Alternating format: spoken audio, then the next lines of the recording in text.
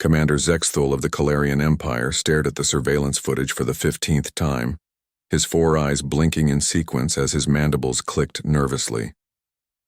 The holographic display showed the human prisoner, designation Earth Human 047, though he called himself Marcus, in the maximum security containment cell, performing what could only be described as ritualistic movements with a block of compressed zeranium. Zeranium, the strongest metal known to galactic civilization. A single cubic meter could withstand the gravitational pull of a neutron star. The Calarians had spent 3 centuries perfecting its synthesis, and it formed the backbone of their most advanced starship hulls and planetary defense systems. Marcus was using a 50-kilogram block of it to do something he called bicep curls. "Sir," First Officer Kriltan approached cautiously, his voice barely above a whisper. "The prisoner has been at this for 6 standard hours.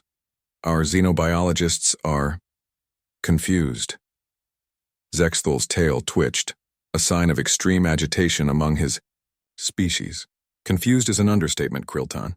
According to our intelligence, humans are classified as a Class C species. Moderate strength, average intelligence, unremarkable in every measurable way. The Galactic Council rated them as harmless in their official assessment.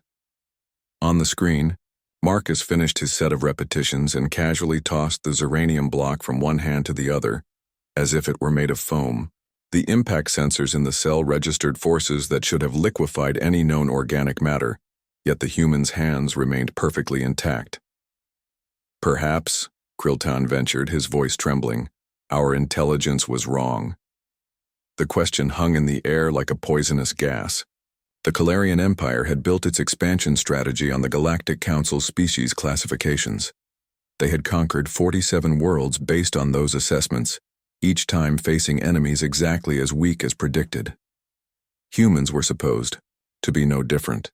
3 days earlier, when the Calarian fleet had arrived at the 3rd planet of the Sol system, they had expected the usual pattern: overwhelming display of force, immediate surrender, efficient subjugation. Instead, they had encountered something unprecedented. The humans fought back. Not with superior technology. Their weapons were crude kinetic projectiles and primitive plasma cannons. Not with tactical brilliance. Their military strategies were straightforward, almost brutally simple. They fought with something the Calarians had never encountered in their centuries of conquest: absolute refusal to yield.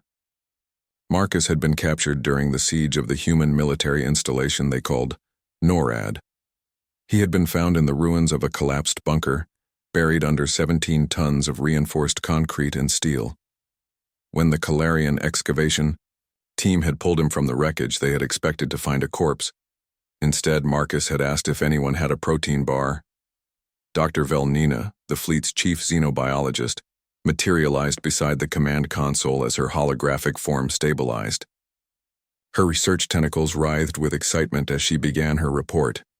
"Commander, I've completed my analysis of the human's cellular structure. The results are unprecedented."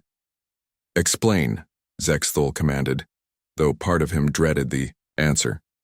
"Human muscle fibers operate on a completely different principle than any species we've encountered.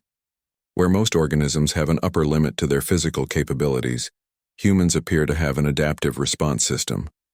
The more stress their bodies endure, the stronger they become." On the screen, Marcus had moved on to what he called deadlifts, using 2 zeranium blocks stacked together. The combined weight was enough to crush a Calarian dropship. Furthermore, Dr. Velnina continued, their psychological profile suggests they actually enjoy this process. The human appears to be deliberately causing micro-damage to his muscular system and allowing it to repair itself stronger than before. He calls it getting swole.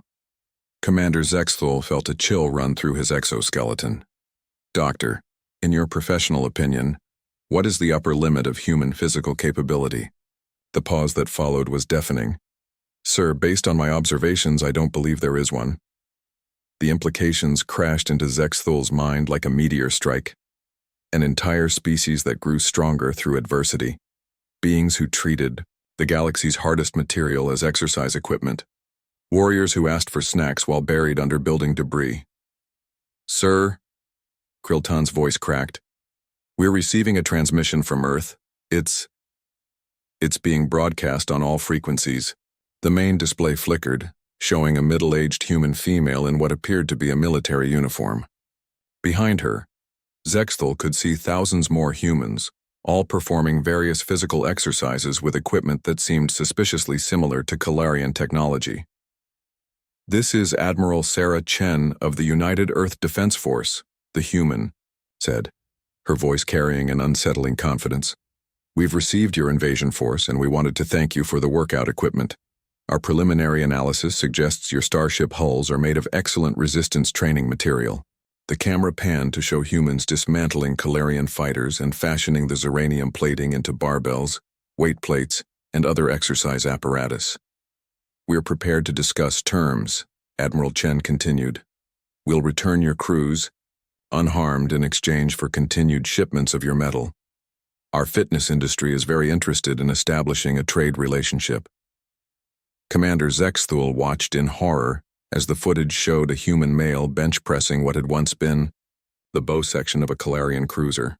In the background, others were playing something they called volleyball, using a Zeranium sphere that had formerly been the ship's reactor containment unit. "Commander?" Kriltan whispered. "Your orders?"